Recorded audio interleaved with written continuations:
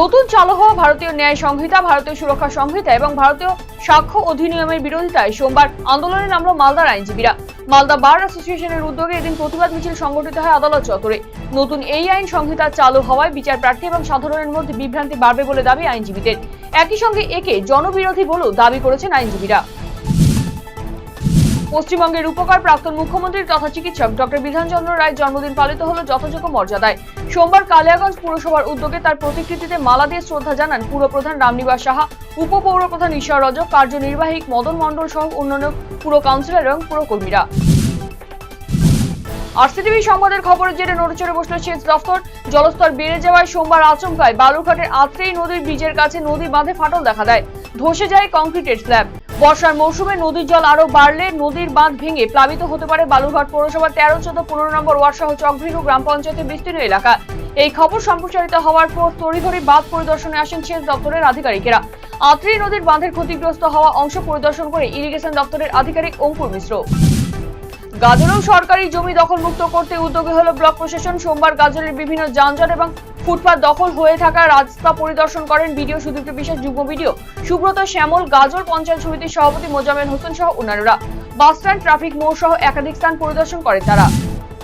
তুরা নদীর সেতু ভেঙে যাওয়ার পর কোনো রকমের জোড়া তাপি দিয়ে চলছিল যাতায়াতের ব্যবস্থা। তবে গত দুদিনের অবিরাম বর্ষণে তাও নিশ্চিহ্ন হয়ে গেল, যার জেরে আতঙ্কে রয়েছেন ফাঁসি দেওয়ার গঙ্গারাম সংলগ্ন চা বাগানের কয়েক হাজার বাসিন্দা। পরিস্থিতি এতটাই বিপজ্জনক যে কোনো মুহূর্তে নদীর জলের তোড়ে ভেসে যেতে পারে একাধিক বাড়ি। এমনিতেই শুষ্ক মরশুমে তেমন জল না থাকলেও বর্ষার সময় ভয়ঙ্কর হয়ে ওঠে তুরা নদী। গত বছরের আগস্ট মাসে বর্ষায় ভেঙে গিয়েছিল মহকুমা পরিষদ নির্মিত হিউম পাইপের সেতুটি। সেতু ভেঙে পড়ায় সমস্যায় পড়েছেন হাটের ব্যবসায়ীরাও।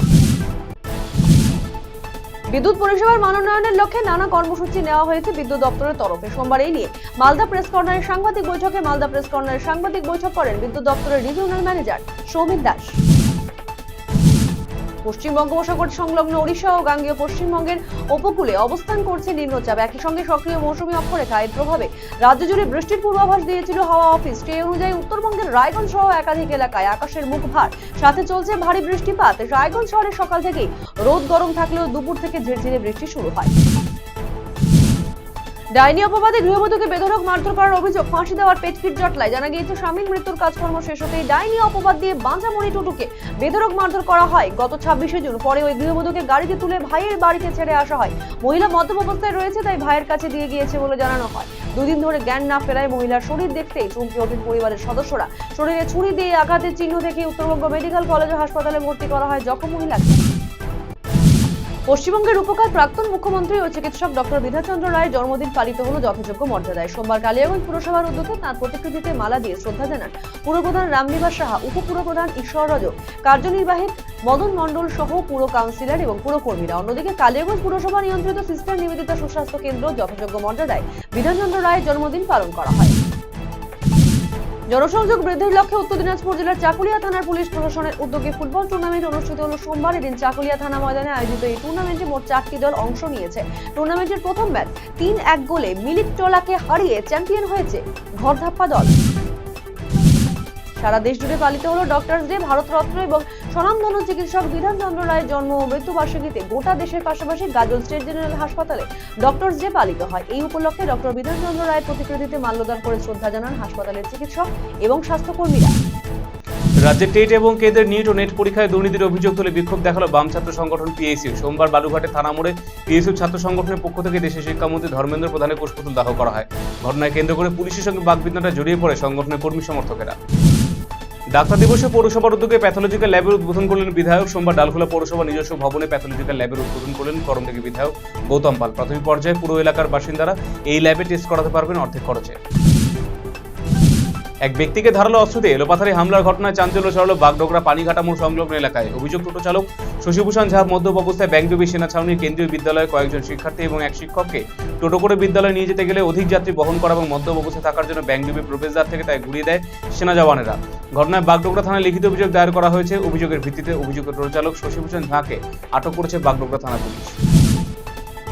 ইংরেজবাজার শহরের পরে পুরাতন মালদা শহরের মঙ্গলবাড়ি সদরঘাট কোর্ট স্টেশন এলাকায় জবরদখলকারীদের উচ্ছেদে নামলো পুরাতন মালদা পৌরসভা। মুখ্যমন্ত্রীর নির্দেশের পরে এদিন পুরাতন মালদার মঙ্গলবাড়ি চৌরঙ্গি মোড় সদরঘাট কোর্ট স্টেশনের বিভিন্ন এলাকায় অভিযান চালানো হয়। রিসর্টের দরজা ভেঙে রিসেপশনে ঢুকে পড়লো এক দাঁতাল হাতি, অল্পের জন্য প্রাণে বাঁচল রিসর্টের 3 কর্মী।